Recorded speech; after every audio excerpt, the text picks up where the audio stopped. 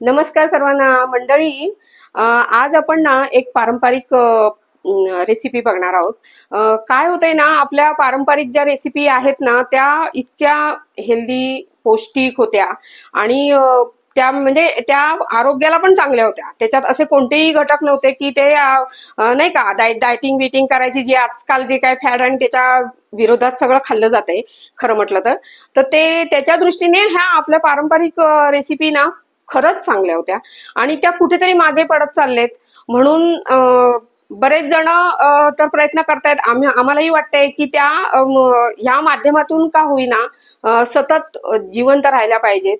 त्यांची आठवण सगळ्यांना झाली पाहिजे की ह्या रेसिपी आपल्या आजी आजोबांपासून चालत आलेल्या आहेत. किती विचित्र खातो ना आपण, म्हणजे मीही खाते हा.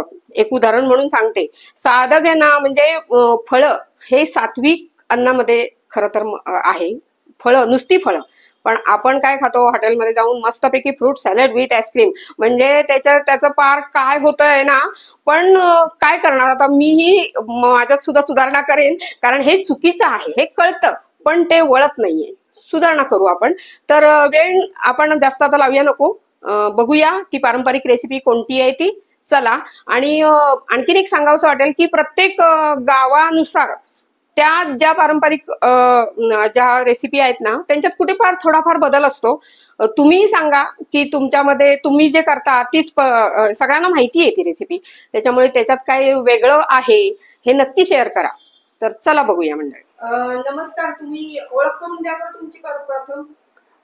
नमस्ते, मी अनिता बुरे. मी प्रोफेशनली सायकोलॉजिकल काउन्सिलर आहे. पण वेगवेगळे पदार्थ करण्याची आवड आहे. तर आज एक पाककलेचा एक नमुना मी तुम्हाला आज करून दाखवणार आहे. मी प्रॉपर लातूरची आहे, मराठवाडा. तर तिकडे एक खूप फेमस एक पदार्थ आहे धिरडे म्हणून, जो की उन्हाळ्यामध्ये खास करून मुलीला आणि जावयांना धिरडे आणि आमरस खायला आवर्जून बोलवतात. म्हणजे अजूनही ती प्रथा काही ठिकाणी चालू आहे. कालांतराने थोडीशी अशी कमी झालेली आहे, पण खूप ठिकाणी अजूनही चालू आहे खेडोपाडी, की मुलगी आणि जावई उन्हाळ्याच्या दिवसात रस आणि धिरडे खायला येतात, म्हणजे येतात माहेरी. आणि कुणी पाहुणे आल्यानंतर पण आवर्जून धिरडे केले जातात. जरी समजा असं नाही झालं मुलीला आणि जावयाला बोलवणं, पण एकदा तरी ते धिरडे प्रकार केलाच जातो उन्हाळ्यामध्ये. तो धिरडे अतिशय पौष्टिक आहे, ग्लुटेन फ्री आहे, लेस ऑइल आहे, हेल्दी आहे. पण ती थोडीशी अशी विसरत चाललेली आहे. ज्या पूर्वीच्या बायका होत्या, म्हणजे आजी, माझी आई सुद्धा अजून पण करते ती, त्या अगदी परफेक्ट पद्धतीने हे धिरडे करायच्या. अगदी 50-50, 60-60 धिरडे एका वेळेस बनवत होत्या त्या. तर यासाठी आपल्याला साहित्य लागणार आहे 1 वाटी ज्वारीचं पीठ, अर्धी वाटी गव्हाचं पीठ आणि पाव वाटी बेसन म्हणजे चना डाळीचं पीठ. आणि याच्यात चवीपुरतं मीठ टाकायचं आपल्याला.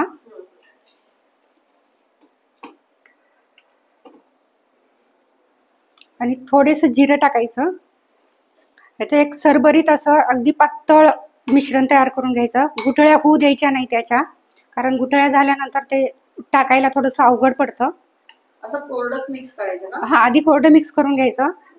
ह्याच्यात पाणी टाकून, ह्याच्यात जवळपास दुप्पट पाणी टाकून किंवा सरभरीत होईल असं पाणी टाकून अंदाजे हे भिजवून ठेवायचं. एक 10-1 मिनिट ह्याला रेस्ट करू द्यायचं. असंच हे मी कधी बनवून ठेवलेलं आहे. याची क्वांटिटी अशी पाहिजे, अगदी लिक्विडिटी, अगदी पातळ. हा, हो. तर हे या पद्धतीचं पाहिजे, एवढं पातळ पाहिजे.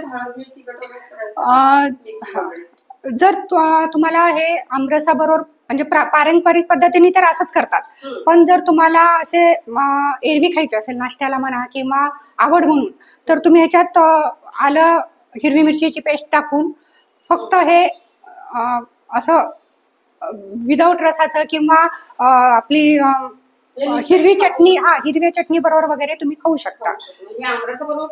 हो, आमरसा बरोबर खातात हे. किंवा तुम्हाला जर मग काही तिखट मिठाचं करायचं असेल तर ते हिरव्या चटणी बरोबर तुम्ही खाऊ शकता.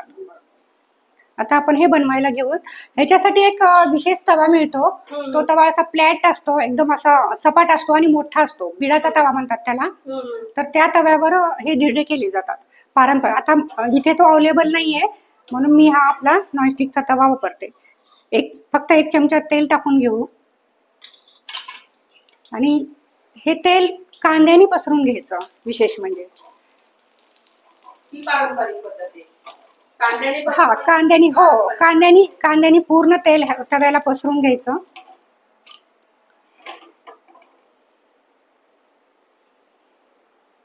मला हेच टाकायला लागेल.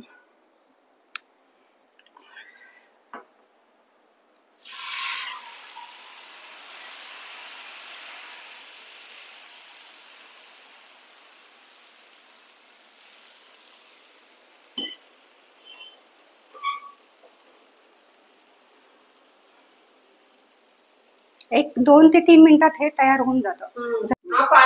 पालघर मध्ये जे पोळे करतात ना तसाच प्रकार आहे का हा? मग नाही, पोळे म्हणजे ते असंच घालतात तव्यावर. आणि तुम्ही जे म्हणताय ते तांदळाच्या पिठाचे असतील ना? ते फक्त ज्वारीच्या पिठाचे पण करतात वाटतं. हा, तोच प्रकार, फक्त नाव वेगळं. गव्हाचे पण करतात. हा, हे गव्हाचे पण करतात. नुसत्या ज्यांना ज्वारीचं पीठ आवडत नाही, मुलं खात नाही, ज्वारीचे पण करतात.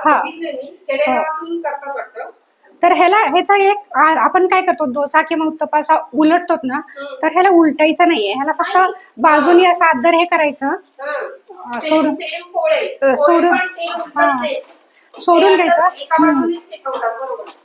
सोडून घ्यायचं असं ह्याच्यात. म्हणजे प्रत्येक ठिकाणी त्याची नावं वेगळी आहे. हो हो.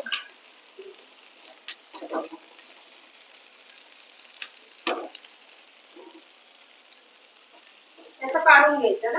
हो, हे असं काढून घ्यायचं. आता याला फोल्ड नाही करायचं, हे डायरेक्ट असंच. पूर्वीच्या काळी हे दुर्डीवर किंवा परडीवर, असं पालत्या परडीवर टाकायचे.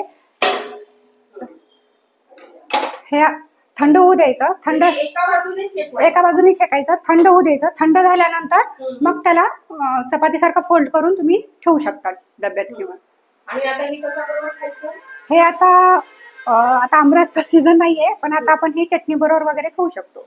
हिरवी चटणी पण आमरसाबरोबर खातात. हो, आमरस बरोबर खातात. आमरस कुरुडी उन्हाळ्यात करतात, कंपल्सरी करतात. आणि खास जावयासाठी.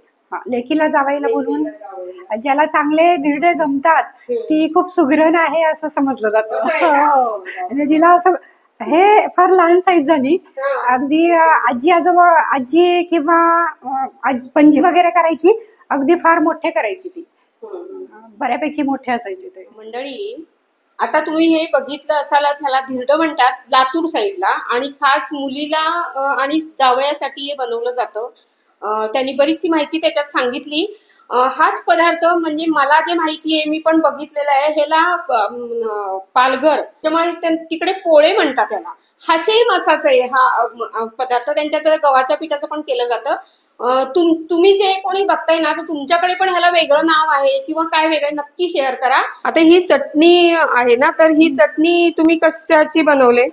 ही आपली रेग्युलर हिरवी चटणी, म्हणजे हिरवी मिरची, शेंगदाणे आणि खोबरं, सुकं खोबरं भाजून घेतलं आणि मिक्सरला लावून त्याला हिंगाची फोडणी दिली. बरं बरं. आता आम्ही टेस्ट घेऊन बघतो कशी झाली ती. तुम्ही पण घ्या, तुम्हालाही कळेल.